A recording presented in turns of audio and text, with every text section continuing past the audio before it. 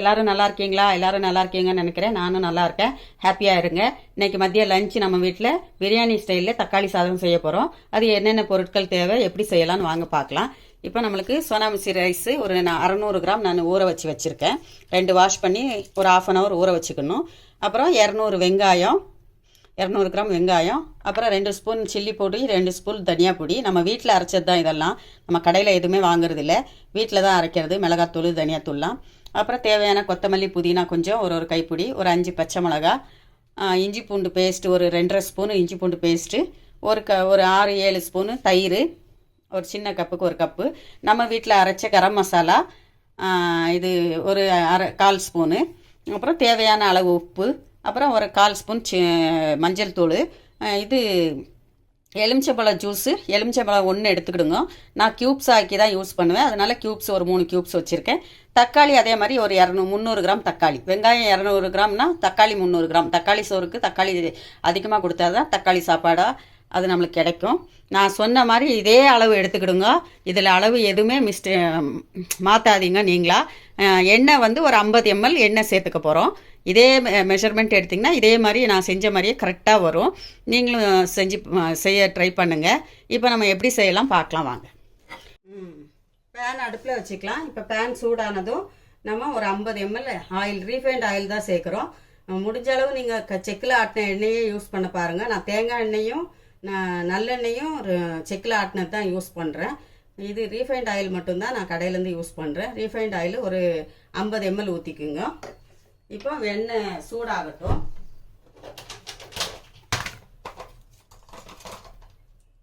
எண்ணெய் சூடானது ஒரு 4 ஏலக்காய், 2 பிரிஞ்சி இலை, ஒரு பெரிய ஏலக்காய்,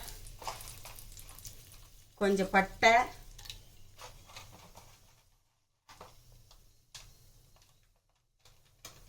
கொஞ்சம் கிராம்பு, இதை சேர்த்துக்கோங்க. எண்ணெய் சூடானதும் அந்த எண்ணெயிலேயே பச்சை மிளகாவை சேர்த்துக்கோங்க. இந்த எண்ணெயிலே பச்சை மிளகாய் சேர்த்துக்கலாம். அது நல்லா அதிலே வெடித்து வரும். இப்போ நம்ம வெங்காயம் சேர்த்துக்கலாம். 200 கிராம் வெங்காயம் வச்சுருக்கோம். வெங்காயம் சேர்த்துக்கலாம். உதுத்து விடுங்க வெங்காயத்தை.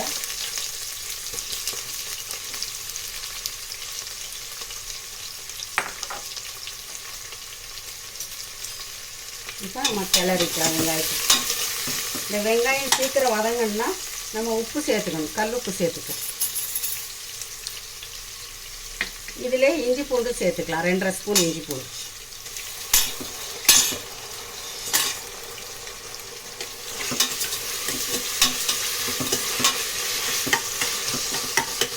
வெங்காயம் நல்லா வதங்கணும். வெங்காயம் நல்லா வதங்கட்டும். லிட்டு போட்டுக்கலாம் வெங்காயம் வதங்கிறதுக்கு. வெங்காயம் வெந்துருச்சான்னு பார்க்கலாம். வெங்காயம் நல்லா வதங்கிருச்சான்னு பார்க்கலாம். நம்மளுக்கு கண்ணாடி பதம் வதங்கி மேலேயும் போகும். கண்ணாடி பதத்துக்கு மேலே வதங்கணும். இப்போ ஓரளவு நல்லா வதங்கிடுச்சு வெங்காயம். இப்போ இதில் தக்காளி சேர்த்துக்கலாம். தக்காளி ஒரு 300 தக்காளி சேர்த்துக்கலாம்.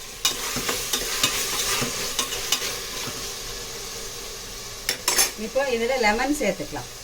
ஒரு லெமன். நம்ம இது கரம் மசாலா வச்சுருந்தோம்ல, ஒரு 1/4 ஸ்பூன் கரம் மசாலா.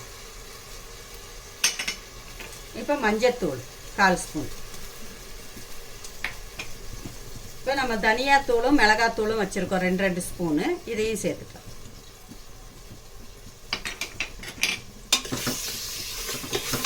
இது எல்லாம் சேர்ந்து நல்லா வதங்கணும்.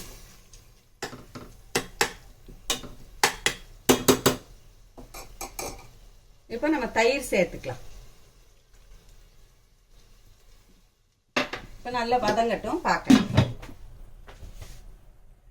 வெங்காயம் தக்காளி வதங்கிடுச்சான்னு பார்க்கலாம். ஓரளவு வதங்கிடுச்சு, நல்லா வதங்கி வருது. இந்த அளவுக்கு நல்லா மேஷ் ஆகணும். தக்காளி வெங்காயம் எல்லாம் ஒரே பக்குவத்தில் மேஷ் ஆகணும். இப்போ நம்ம புதினா கொத்தமல்லி சேர்த்துக்கலாம்.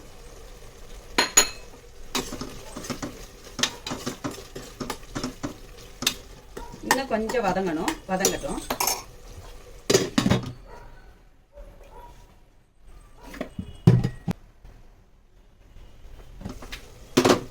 இப்போ நம்மளுக்கு நல்லா வதங்கிடுச்சு, வெங்காயம் தக்காளிலாம் நல்லா வதங்கிடுச்சு. இப்போ வந்து நம்ம தண்ணி சேர்க்கணும். இது ஓரளவு தண்ணி சேர்த்துருக்கோம். இது 2 தண்ணி சேர்க்கணும். உங்களுக்கு உதிரி தன்மை வேணும்னா 1.25 சேர்த்துக்கோங்க. எனக்கு கொஞ்சம் குழஞ்ச மாதிரி தேவைப்படும், எங்கள் வீட்டில் அப்படி தான் சாப்பிடுவாங்க. அதனால் 2 தண்ணி சேர்த்துக்கிறேன். 2 தண்ணி சேர்த்துக்கலாம். இப்போ தண்ணி கொதி வரட்டும், ரைஸ் போட்டுக்கலாம். இதான்னு பார்க்கலாம். தண்ணி நல்லா கொதிக்குது. இப்போ வந்து நம்ம ரைஸ் போட்டுக்கலாம். ரைஸில் தண்ணி இருக்கக்கூடாது, சுத்தமாக வடிகட்டிடுங்க.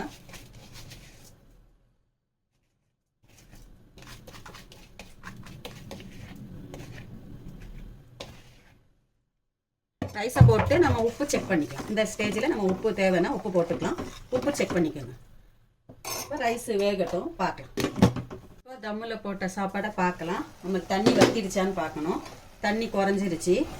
இப்போ நம்ம ஒரு கிளறிக்கணும். நல்லா கிளறிக்கிங்க. தண்ணி சுத்தமாக இல்லை. நல்லா கிளறிட்டு இப்போ தம்மில் போடணும்.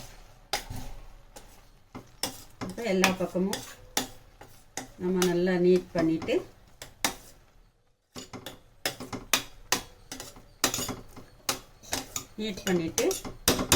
நம்ம இதுக்கு ஒரு 3 ஸ்பூன் நெய் ஊற்றிக்கலாம். ஒரு 3 ஸ்பூன் நெய் ஊற்றிக்கிங்க. அந்த பிரியாணி டேஸ்ட் அப்படியே கொடுக்கும். இப்போ நம்ம தம்மில் போடுறதுக்கு தம்மில் போட்டுக்கலாம். மீடியமாக எரியட்டும்.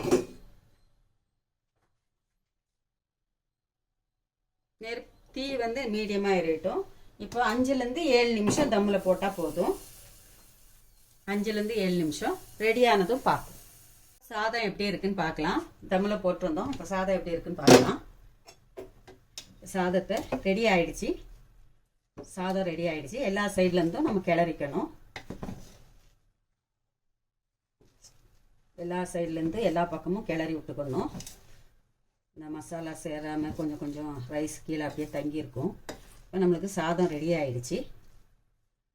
இப்போ நம்ம இந்த ஸ்டேஜில் ஸ்டவ் ஆஃப் பண்ணிக்கலாம். இப்போ இந்த தக்காளி சாதம் உங்களுக்கு பிடிச்சிருந்துச்சின்னா லைக் பண்ணுங்கள், ஷேர் பண்ணுங்கள், சப்ஸ்கிரைப் பண்ணுங்கள். எங்கள் பெப்பர் சமையல் சேனலுக்கு சப்போர்ட் பண்ணுங்கள். நீங்களும் எங்களுக்காக துவா செய்யுங்க. நானும் உங்களுக்காக துவா செய்கிறேன். இன்ஷால்லா அடுத்த வீடியோவில் பார்ப்போம். அஸ்ஸலாமு அலைக்கும். தக்காளி சாதம் ரெடி.